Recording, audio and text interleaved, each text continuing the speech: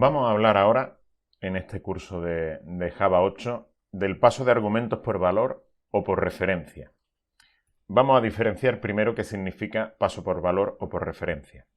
Como hemos visto en el vídeo anterior, los métodos pueden recibir una serie de argumentos. Pueden no recibir ninguno, uno, varios, dependiendo de la operación que nosotros vayamos a realizar. Hablamos de paso por valor cuando nosotros recibimos una serie de argumentos y Java realiza una copia de esas variables y al finalizar el método esta copia se destruye. Es decir, nosotros le proporcionamos uno o varios valores, Java no va a modificar esos valores, Java copia esos valores y trabaja con ellos. Se puede modificar esa copia, se puede setear un nuevo valor, podemos, si son números, incrementar o decrementar. Sin embargo, cuando termina la ejecución de este método, esa copia se destruye.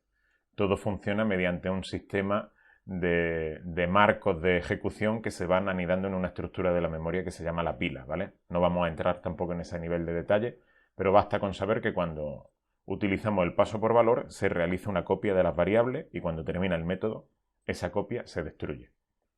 Hablaríamos de paso por referencia cuando no se realiza una copia de las variables, sino que lo que estamos haciendo es modificar directamente las variables que hemos pasado, ¿no? Y esos valores quedan modificados al finalizar el método. Sin embargo, como podéis ver, están en las slides en colores diferentes porque el paso por referencia, que sí existe en otros lenguajes de programación, por ejemplo, aquellos que hayáis programado en C o en C++, pues sabréis que sí es posible. En Java el paso por referencia no existe, solamente existe el paso por valor. ¿Y por qué ver los dos? Bueno, pues dependiendo de si sabemos programar antes o no, esta pregunta nos puede surgir. Sí tenemos que tener presente que el paso de cualquier valor va a ser por valor, pero vamos a diferenciar entre tipos primitivos y en el paso de objetos. Como habíamos dicho, los pasos de variables siempre se hacen por valor. ¿Qué sucede si hacemos el paso de tipos primitivos? Bueno, pues en este código de ejemplo que vamos a ejecutar ahora, si tenemos una variable x que inicializamos con el valor 3 y se la proporcionamos al método paso por valor, podemos ver que el parámetro formal del método, paso por valor, lo hemos llamado p, y bueno, ese método lo que está haciendo es setear un nuevo valor a p. Como el paso se produce por valor, realmente cuando invocamos a este método, este valor de p es una copia del valor de x, con lo cual no es la misma variable en sí, sino que lo que tiene es el mismo valor. Cuando nosotros aquí asignamos un valor, cambia de manera efectiva el valor de p, pero no cambia el valor de x, con lo cual cuando termina la ejecución de este método, se destruye esta variable p y x sigue valiendo 3, como vamos a poder comprobar ahora mismo, ¿no? En este caso, en este código que estábamos viendo ahora mismo. Si lo ejecutamos, podemos comprobar cómo x, después de invocar al método paso por valor, sigue valiendo 3, aunque nosotros aquí lo hayamos seteado a 10. Y es que, como decíamos, el paso de tipos primitivos se hace por valor. ¿Qué pasa con los objetos? Pues el paso de objetos también se hace por valor, pero aquí hay que tener en cuenta qué es lo que nosotros estamos pasando. Cuando nosotros pasamos un objeto a través de un método como argumento, lo que estamos pasando es una referencia, es decir, recordemos el concepto de referencia que era, bueno, una variable que nos permitía acceder al objeto que estaba en otra zona de memoria.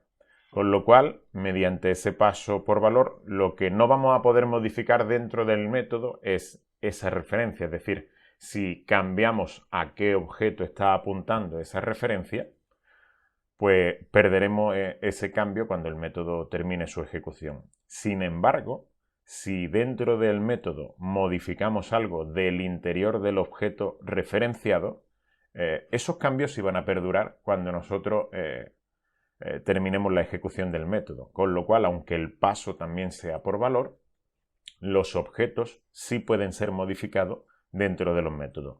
Repito, lo que no podríamos hacer es que esta referencia, al terminar el método, apuntara a otro objeto diferente de este tipo. Va a seguir apuntando al mismo, pero el interior de este objeto sí se va a ver modificado si nosotros lo queremos. Por ejemplo, aquí tenemos la posibilidad de trabajar con una clase círculo, ¿no? Un círculo viene delimitado por el punto del centro del círculo y por un radio, ¿no? Con varios constructores, con sus métodos getter y su método setter, ¿vale?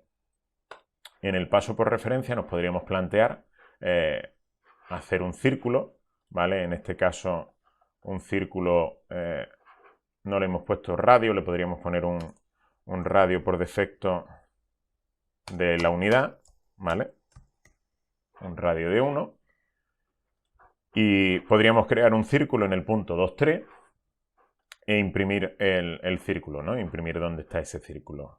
Si quisiéramos mover el círculo, y fijaos, estamos pasando la instancia de círculo a un método hacia una serie de, vamos, no otros puntos, sino hacer un desplazamiento de los mismos, moverlo, es decir, lo vamos a desplazar, como los números son positivos, lo desplazaríamos positivamente, ¿vale? Sumándole a su coordenada x e y. E imprimimos el círculo después, vamos a poder comprobar que hemos llamado a este método, que este método recibe un círculo, esta referencia se pasa por valor, es decir, que no va, se hace una copia de la referencia, pero claro, aquí lo que tendríamos serían dos referencias apuntando a un mismo objeto en memoria, ¿vale? Es decir, que es como si aquí, al hacer la copia, se creara otra referencia aquí que nos apuntara hacia el mismo objeto. Sin embargo, si modificamos a través de esa segunda referencia el objeto, sí se van a modificar los valores. De hecho, aquí, si le sumamos 23 a la x y 56 a la y, vamos a poder ver que, aunque aquí creemos una nueva referencia y la almacenemos en círculo, cuando imprimamos aquí círculo, el valor no va a ser ni 0, 0, ni siquiera va a ser el de 2, 3, sino que el círculo se va a ver modificado. Y bueno, cuando imprimimos la primera vez el círculo estaba en 2, 3, al imprimirlo esta segunda vez, hemos sumado 23 más 2, 25, ¿vale? Y 56 más 3, 59, y sería el lugar donde hemos desplazado ese círculo. De forma que podemos comprobar cómo, utilizando esta copia de la referencia, sí podemos modificar el interior de un objeto, y lo que no podríamos modificar es la referencia, ¿no? Que aunque hagamos una nueva asignación, esto se pierde cuando se termina y círculo aquí fuera sigue apuntando a la misma referencia. Y con esto terminamos este vídeo de paso por valor y paso por referencia.